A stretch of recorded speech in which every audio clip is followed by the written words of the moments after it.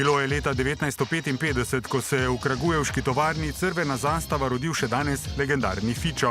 Avto, ki je po vojno do tedaj pretežno agrarno Jugoslavijo popeljal v sodobnejšo mobilno družbo in postal nepogrešljiv del vsakdanjega življenja množic. Fičo je bil tudi prvi avto danes 79-letnega Janeza Verbiča, ki je vozniški izpit opravil leta 1965. To je bila pa še jugoslovanska armija. Fiat 625 je bil to, tisti mali tovornjak. S tistem smo takrat delali za vojsko, potem sem po vojsku se to naprej naredil. Janez Verbič danes seveda vozi novejši avto z avtomatskim menjalnikom, a ko sede za volan enega najsodobnejših, se kar ne more načuditi, kaj vse omogoča. To pa ni 100%, ampak 200. Ja, tako je zdaj. Zdaj imaš na 20 nastavljena, vidiš? Ja, moram. Zdaj pa tega sam zmečeš gor na 50 toke vnitev in to je to. Jaz sem mehanik. Vse sem šraufal, kar se da. Ni več za primerjati. Čas smo rekli 10 cm žice, pa se avto popravil. Vrš, kaj smo ga Fičata. Danes pa nimaš kaj. Še ne vem, ne? A ja sam smel, jo sem Ja, sam. Si videl, a ne? In zdaj lepo sam reče, a ne? In zdaj bo šel lepo do 50, a ne? Tako. To je že toliko izpopolnen, da imaš kar malo mešane občutke. Mislim, navaditi se moraš, ja. Res navaditi, neč izga. Ja, še super.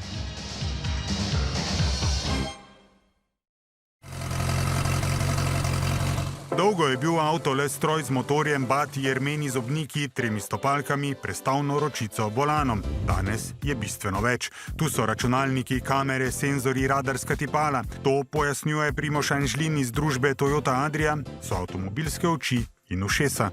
Moderen avtomobil danes ima 5 radarskih tipal, eden na prednjem delu, pa potem na prednjem stranskem delu 2 in še 2 zadaj. Imamo 6 ultrazvočnih senzorjev na prednjem odbijaču, 6 na zadnjem odbijaču in pa še 5 kamer, 4 na vsaki strani avtomobila, ki služijo kot pomoč pri parkiranju, in pa še glavna kamera na vetrobranskem steklu, s pomočjo katere spremljamo, kateri so ostali udeleženci v prometu pred nami, kakšni so, kako hitro se premikajo, pa tudi cesta, kako zavije cesta, kje je rob cestišča, in vse to pravzaprav spremlja kamera na vetrobranskem steklu. Vse to je torej osnova, da v avtomobilih delujejo najsodobnejši asistenčni sistemi. Recimo pomoč za menjavo voznega pasu, sliši se na prvi pogled, bom rekel, kot ena zelo enostavna stvar, ampak vsi smo se že znajdeli v situaciji, ko nam je drugo vozilo zahupalo, ko smo ga preprosto spregledali in zdaj nas avto na to opozori z svetlobnimi signali, ravno tako se tudi servoječevalnik prilagodi in nam volan dobesedno ne dovoli oziroma se upira iti na nasprotni pas, kadar je ta nasprotni pas zaseden. Dinamični radarski tempomat je ravno tako ena od opcij, ki jo dobro poznamo, ni več najnovejša, ampak avto prilagaja hitrost glede na avtomobil pred nami, se pravi, nam ni treba ves čas uravnavati tega ročno. Kar nekaj zlasti varnostnih sistemov, pojasnjuje odgovorni urednik AMZS Motorevije Blaž Poženel, je v novih avtomobilih že tudi obveznih. Varnostni sistemi so bili že 20-30 let nazaj ABS, pa potem PSC, ki so seveda postali obvezni. Obvezni so že nekaj časa tudi sistem proti naletu, to se pravi, da avto sam zavre pred kakšno oviro. Od lanskega leta tudi sistem za opozarjanje na prekoračitev hitrosti, za ohranjanje avta na voznem pasu, za utrujenost, za recimo zmanjšanje pozornosti. To je seveda tudi obvezno, ne. To se pravi, preko kamer sistem spremlja tvoj obraz in če recimo predolg časa gledaš stran, te tudi opozori, da je nekaj narobe s tabo, ne, kar je v osnovi koristno.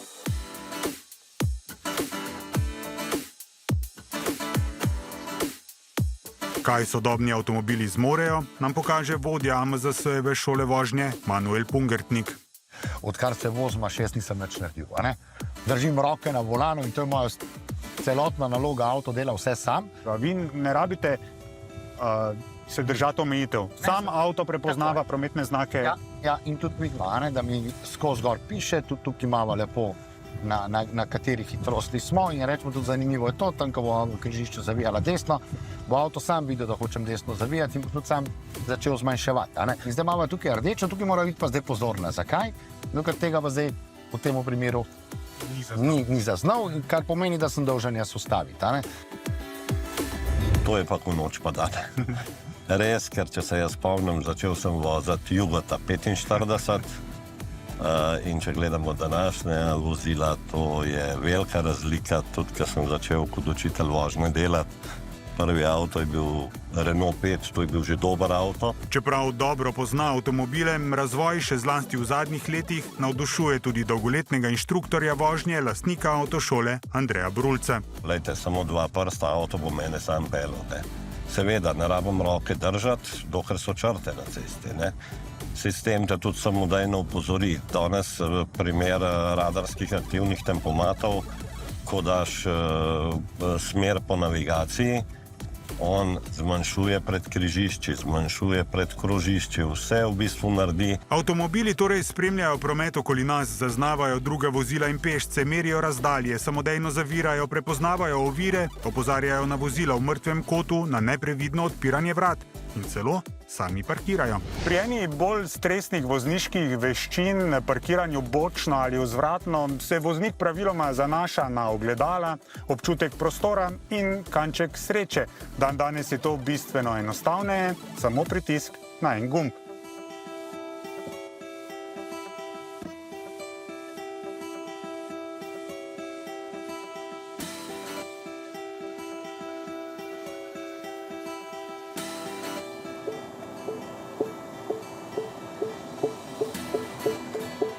Pa je. Sodobni varnostni sistemi imajo konkreten vpliv tudi na prometno varnost. Po podatkih nekaterih študij lahko preprečijo skoraj tretjino prometnih nesreč, nalete od zadaj zmanjšajo za polovico. Knof pritisneš, ne, pa... Ja, tako je to, ne. Imaš veliko več časa misliti, da gledati na vožnjo in treba nič drugega, ne. Avto dela. Po drugi strani, opozarja prometni psiholog dr. Marko Polič, je to lahko, še zlasti pri mlajših voznikih, tudi dvorezen meč. Načeloma seveda so ti sistemi namenjeni povečanju varnosti, zavedati pa se moramo, da vedno vstopajo v neko skupno delovanje z človekom, ki jih uporablja, z voznikom torej, da seveda, če imamo mi, in to vemo v avtu, da je naš avto varnejši, da ima, ne vem, to in ono in drugo, si bomo lahko privoščili, ker seveda ni dobro, bolj tvegano vedenje. Zato seveda, ko pridemo do neke nove tehnologije, ki lahko bistveno olajša in naredi vožnjo varnejšo, se moramo vprašati, kako jo bo voznik sprejel, kako jo bo uporabljal. Predvsem pa je ključno, na sodobne sisteme se ne gre zanašati 100-odstotno. Jaz sam sebi ne zaupam 100%, pa bom zelo težko zaupal eni tehnologiji. Je pa dobro, če se jo naučiš, da te ne straši, da veš, kaj ti sploh omogoča. Ko govorimo o prometni varnosti in pa o voznikih, se zavedimo, da je največja prometna varnost ali pa najbolj vplivna prometna varnost, kdo sedi spredaj levo. Ne glede na sodobnost avtomobila, ne glede na vse ostalo, še zmeri je pa to izredno dobro, da se ne navadiš, da ves čas na ta način vozi, zato ker se tvoje vozniške sposobnosti pa žal malo poslabšuje. Zdaj smo naredili en tak test v slabih vremenskih razmerah, dež, megla, recimo noč, tudi slepenje žarometov, 6 novih avtomobilov, bom rekel 6 sodobnih avtomobilov in noben od teh v bistvu 6 ni vseh realnih scenarijev popravil v bistvu z odliko oziroma brez napak. Moj nasvet, tudi nasvet AMZS je, mi avto vozimo, kot da ne bi imel asistenčnih sistemov. In če nam kdaj pomaga, nam recimo pomaga takrat, ko sami kaj spregledamo ali smo tako naprej. Ne se pa na njih zanašati, no.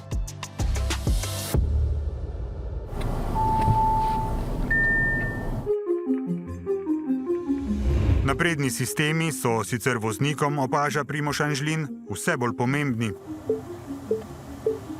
Včasih je bilo v prvem planu pospeševanje, prostornost, poraba goriva. Danes govorimo več ali manj še vedno o porabi goriva, ker je to povezano s stroški, ampak bi rekel, na drugem mestu je pa absolutno že potem varnost in pa varnostni sistemi. Tudi zato je ključno, da vozniki vse sisteme, ki jih avto ima, to dobro spoznajo, opozarjajo na Agenciji za varnost prometa. Zakaj je to pomembno?